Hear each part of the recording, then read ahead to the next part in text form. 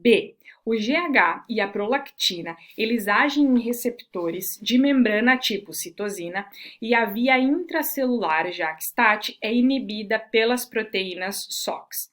Esse é o gabarito da questão.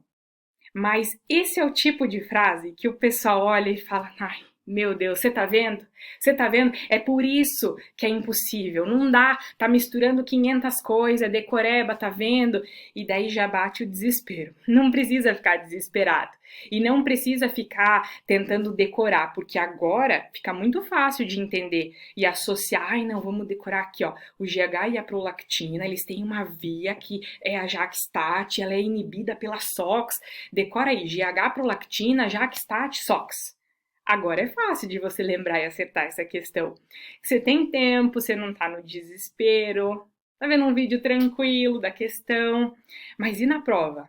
Quando você tem pouco tempo, você tem que ter raciocínio rápido, você tem que associar tudo, você tá angustiado, ansioso, tá lá que não sabe nem o nome, né? Já passei por isso, sei como é que é. Então, assim, aqui é fácil. Só que na hora da prova, não é o decoreba, porque são muitas coisas que a gente tem que lembrar. Então, como que a gente destrincha? Como que a gente vê isso aqui? Seguinte, pensa assim, hormônio proteico e hormônio lipídico. Cada grupo tem as suas características específicas, certo? Beleza. GH e prolactina são exemplos de hormônios proteicos. Ok, o hormônio proteico, ele vai agir em que tipo de receptor? O hormônio proteico, ele vai agir no receptor de membrana. E existem vários tipos de receptores de membrana. Então, quando a gente fala de um hormônio, da secreção desse hormônio, da circulação desse hormônio, da jornada desse hormônio até o seu sítio-alvo, até fazer essa ação, o que acontece? Ele circula ligado a proteínas plasmáticas ou não, porque a gente viu que os hormônios proteicos eles circulam livres, a não ser que seja alguma exceção, tipo GH, T4, T3. Beleza. Então eles vão circular e vão chegar até o receptor, que é a portinha. Pensa assim, é a portinha do sítio-alvo. Ele precisa entrar. Essa porta, ela pode estar localizada na superfície da célula ou intracelular. Tudo depende do tipo de hormônio que nós estamos falando. Se eu estou falando de um hormônio proteico, o hormônio proteico ele não consegue chegar lá nas profundezas do núcleo da célula sozinho. Ele não consegue fazer isso. Por isso que o receptor do hormônio proteico ele é da superfície. O hormônio lipídico ele já consegue passar essa superfície da célula. Ele consegue chegar dentro da célula para o receptor dele. Então, aqui nós temos uma diferença muito expressiva. O hormônio proteico, ele tem o receptor na superfície. O hormônio lipídico tem o receptor intracelular. Beleza. Então, o GH e a prolactina, eles agem em receptores de membrana. Hormônios proteicos chegam até a portinha da membrana. Existem vários tipos de portinhas. Cada hormônio tem um tipo de porta específica que eles respondem. E o tipo de porta específica do GH e da prolactina é o receptor de membrana do tipo citosina. Ele é um receptor específico da superfície celular e que pertence à superfamília dos receptores de citosina classe 1. Essa superfamília, ela também inclui receptores de prolactina, eritropoetina e leptina.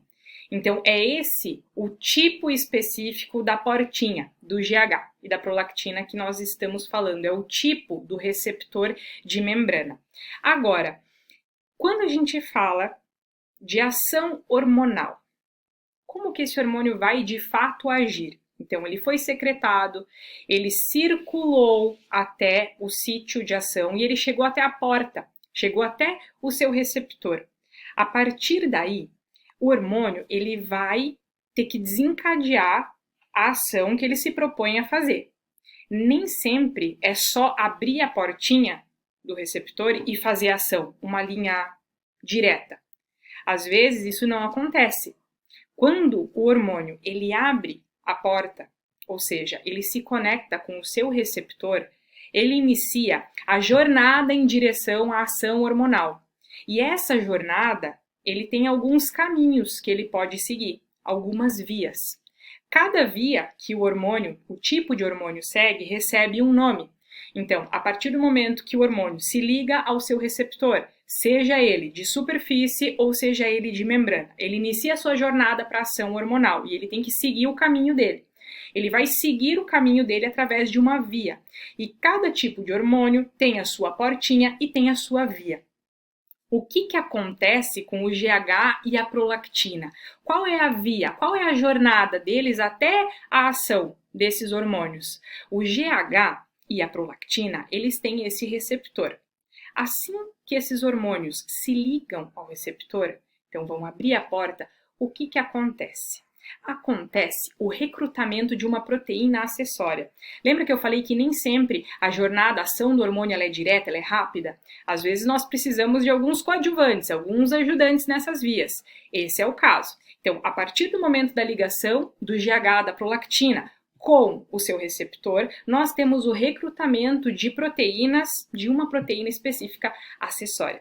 Quem que é? É a proteína JAK2. Então, nós temos uma ativação de uma quinase associada a esse receptor. Quando eu falo especificamente do GH, é a JAK2. Então, nós temos aí já o recrutamento dessa proteína acessória. E por quê? A partir do momento do recrutamento da JAK2, então falando do GH, o que acontece? JAK2, essa quinase associada ao receptor do GH, ela vai atuar por meio de transdutores de sinais e ativadores de proteínas de transcrição. Então, a partir desta proteína acessória, nós temos os transdutores de sinal, as STATs. Então, elas trabalham em conjunto, como uma cascata. A partir das STATs, esses transdutores de sinais, esses ativadores das proteínas de transcrição, nós temos a dimerização e a translocação para o núcleo. Aí sim, nós conseguimos ter uma resposta reguladora e específica no DNA. Resumindo, para não ficar complexo, a gente pensa no passo a passo da ação do GH. Ele se transporta, ele é um hormônio proteico e ele é de exceção, porque ele tem uma proteína carregadora. Ok, chegando no seu receptor, que é um receptor de membrana, que é tipo citosina, que ele é da família, da superfamília de receptores de citosina classe 1, ele se liga nesse receptor e logo então nós temos a ativação da quinase associada ao receptor, a JAK2. Essa JAK2 é o nosso coadjuvante. Ele nos ajuda a amplificar esse sinal e a de fato fazer alguma ação, ter uma influência no DNA da célula. A JAK vai atuar por meio desses transdutores de sinais, esses ativadores das proteínas de transcrição, STATs. A partir disso, nós temos a dimerização e a translocação para o núcleo, onde eu tenho uma resposta reguladora específica do DNA. Então, isso é mais ou menos o que acontece, de um jeito bem simplificado e muito didático, o caminhozinho do GH até a ação. É a via. Então, JAK-STAT é um nome desta via, dessa jornada do hormônio até a ação. Só que essa via, ela precisa ser regulada.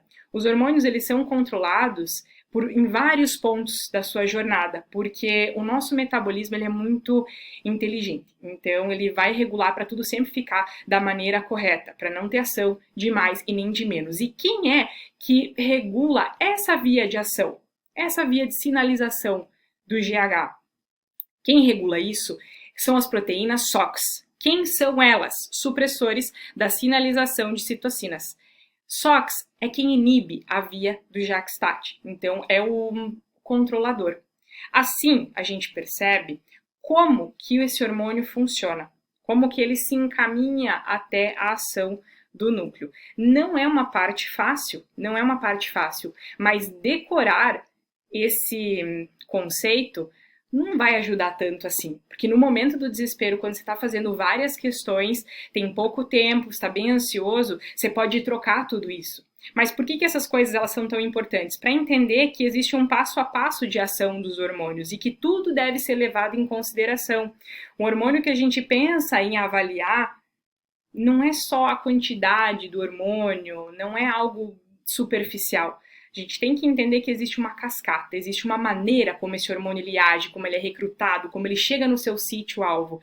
E existem proteínas que carregam esses hormônios, proteínas de exceção, como no caso do GH, e existem proteínas que regulam essa via, no caso da SOX. E entender que a via JAK-STAT, ela é importante, está relacionada com o GH e a prolactina, é fundamental, porque cada tipo de hormônio tem a sua via, tem o seu caminho, tem o seu jeito de fazer a ação na célula, no metabolismo, no corpo, em tudo. Perfeito? Então tentei destrinchar um pouquinho, porque o objetivo não é falar, o gabarito dessa aqui é B, vamos para a próxima, é isso aí.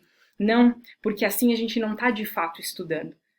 O conceito maior que a gente tem que aprender aqui é que a questão ela aborda algo muito importante. Essas coisas de fisiologia, eu já ouvi dizer assim, isso aqui a gente não usa na prática, não tem nada a ver. Tudo vale a pena e tudo tem um porquê. E é muito importante saber qual tipo de hormônio está relacionado com qual via. Beleza? Depois vocês vão vendo, estudando casos clínicos, na interpretação de exames laboratoriais, a diferença que faz. Um conceito simples de entender quem é o hormônio que é carregado por proteína, quem é o hormônio que não é, qual que é o hormônio de exceção, onde que está o receptor, se é possível ter resistência a esse receptor ou não. Então, todos esses conceitos são muito importantes.